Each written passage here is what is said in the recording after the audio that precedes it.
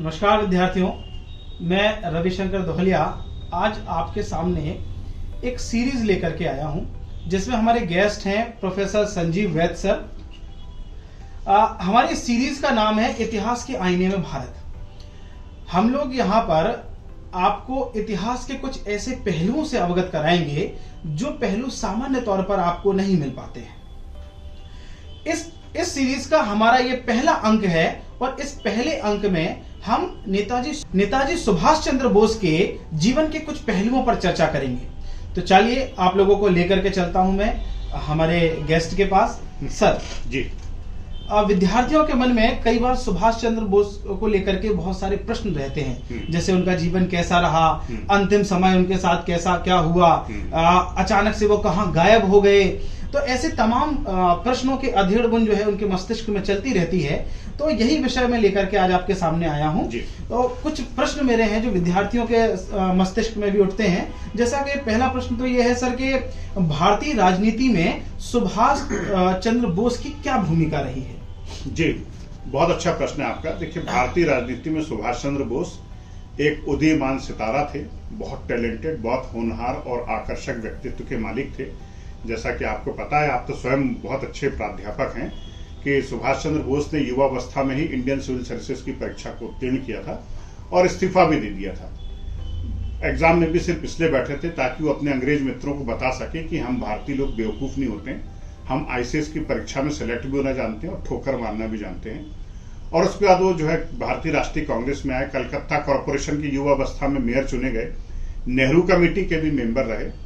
और इसी दौरान सुभाष चंद्र बोस के जो विचार थे, इनसे देश का युवा जो है परिचित होने लगा। जैसा कि आपको पता है कि 1936 में हरिपुरा अधिवेशन के सुभाष चंद्र बोस अध्यक्ष बने थे और इस अधिवेशन की अध्यक्षता करते हुए सुभाष बाबू ने जो महत्वपूर्ण निर्णय लिए उससे पूरा देश उनकी तरफ आशान्वित निगाहों से देखने लगा।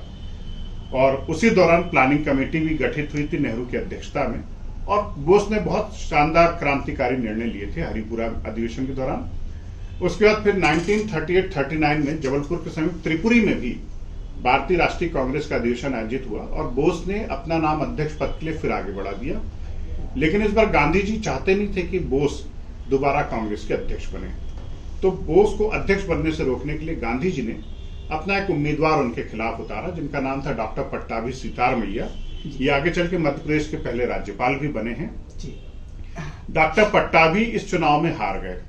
डॉक्टर पट्टाभी की हार पर गांधी जी ने टिप्पणी की कि पट्टाभी की पराजय मेरी पराजय है। इससे सुभाष बाबू बड़े व्यथित हो गए। उन्होंने भारतीय राष्ट्रीय कांग्रेस से इस्तीफा दे दिया और कलकत्ता चले गए।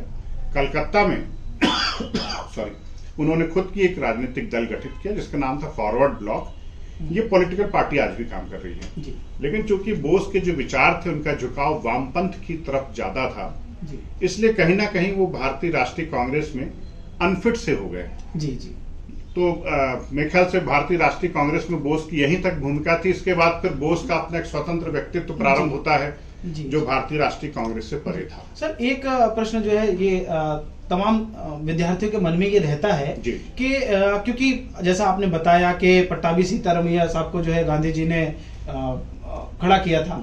तो उनकी हार के बाद से क्या ऐसा हुआ कि सुभाष चंद्र बोस और गांधी जी के बीच में मनमुटाव हो गए और उनका दोनों के बीच में जो है वो थोड़ी अलगाव की स्थिति उत्पन्न हुई? क्या ऐसा कुछ था? जी, रविशंकर साहब, मैं आपको स्पष्ट करना चाहूंगा जी, गांधी जी और सुभाष बाबू के बीच में कोई मनमुटाव नहीं था जी। देखिए, मनभेद होते हैं जी, मतभेद नहीं थे जी। भारतीय राजनीति में दोनों एक दूसरे का बड़ा सम्मान करते थे जी। मैं आपको एक फैक्ट बताना चाहूंगा कि महात्मा गांधी जी को राष्ट्रपिता संबोधन पहली बार सुभाष बाबू ने ही दिया था जी। जब सुभाष चंद्र बोस ने सिंगापुर से रेडियो पर भारत को संबोधित किया आजाद हिंद फौज के संघर्ष के दौरान, तो उन्होंने बापू से आशीर्वाद मांगा था और महात्मा गांधी जी ने उनको आशीर्वाद भी प्रेषित किया था।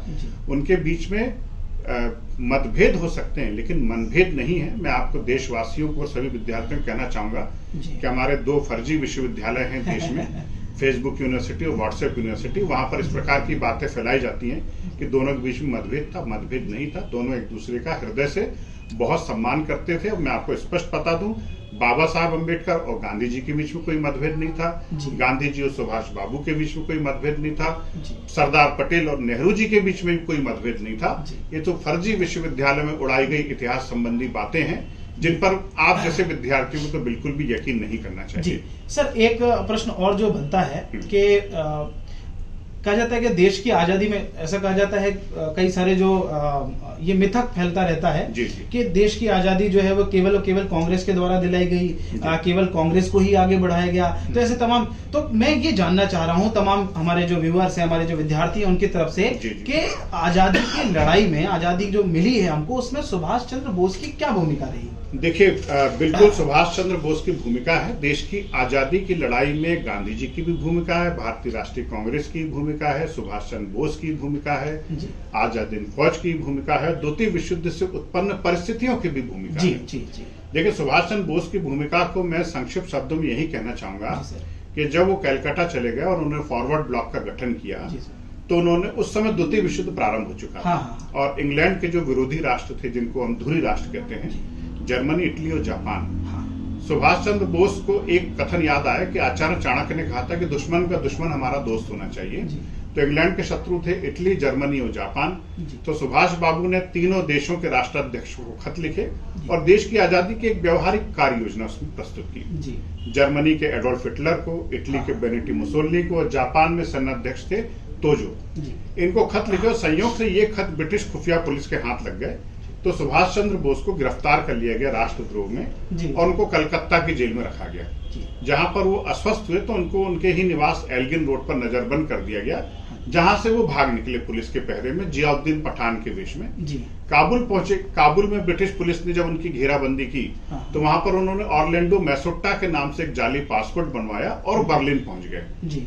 हिटलर से मुलाकात की, उनसे मदद का आश्वासन लिया और 1942-43 तक वो टोक्यो आ चुके थे। और 1943 से जब वो टोक्यो पहुंचे तो टोक्यो में आजाद हिंद फौज सुभाष बाबू का इंतजार कर रही थी। कई विद्यार्थियों को ये डाउट है कि आजाद हिंद फौज के संस्थापक सुभाष चंद्र बोस थे। ऐसा बिल्कुल भी नहीं है।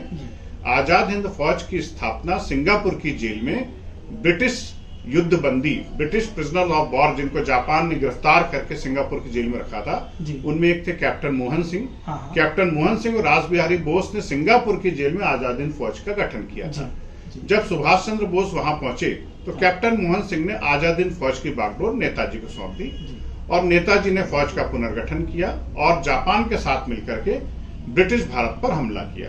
भारत पर हमले का उद्देश्य अंग्रेजों को यहाँ से भगाने का था और शुरुआत में आजाद हिंद फौज को सफलता भी मिली। अंडमान निकोबार द्वीप आजाद हिंद फौज के कब्जे में आ गए। लेकिन इधर 6 अगस्त और 9 अगस्त को जब जापान में हिरोशिमा और नागासाकी पर न्यूक्लियर बम्बार्डिंग हुई तो जापान ने 15 अगस्त तक सरेंडर कर दिया।